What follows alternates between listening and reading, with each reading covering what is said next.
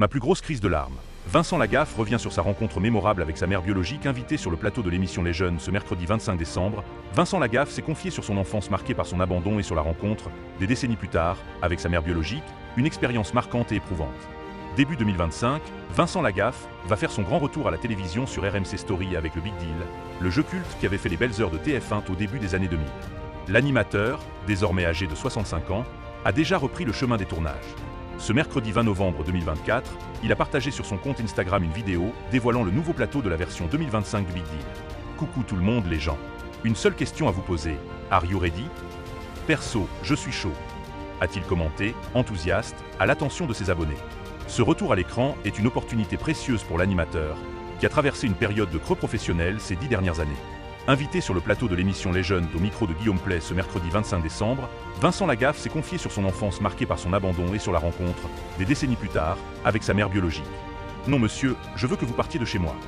Sa première rencontre de Vincent Lagaffe avec sa mère biologique, c'est en tournant près de Bernay pour le film La Baltringue que Vincent Lagaffe a décidé de franchir le pas et de reprendre contact avec sa mère biologique. Avec les maigres informations en sa possession, il parvient à retrouver son adresse et se rend sur place, accompagné de sa compagne Nathalie. Ce moment qu'il espérait être une étape de réconciliation avec son passé se transforme en une terrible déception. L'humoriste est revenu sur le jour où il a décidé de frapper à la porte de sa mère biologique. C'est mon plus grand chagrin, ma plus grosse crise de larmes.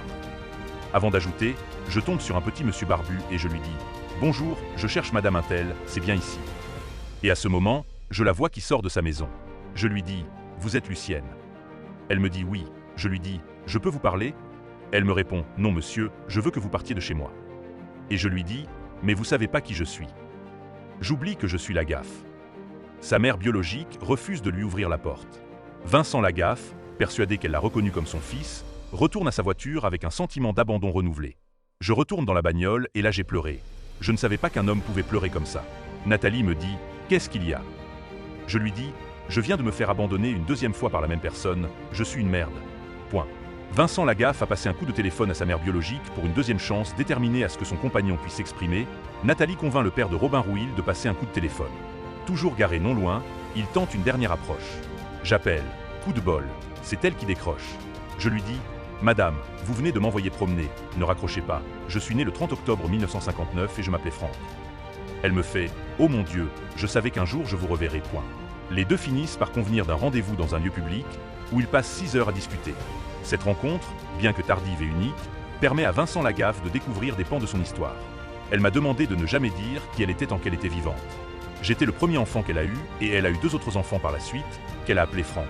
Je ne suis non pas un enfant de l'amour, mais un enfant qui a été aimé. Elle s'est aperçue qu'elle n'avait pas les moyens et le meilleur avenir qu'elle pouvait me donner, c'était que je sois adopté par une famille qui a les moyens de m'adopter. Vincent Lagaffe ne reverra jamais sa mère biologique après cette rencontre.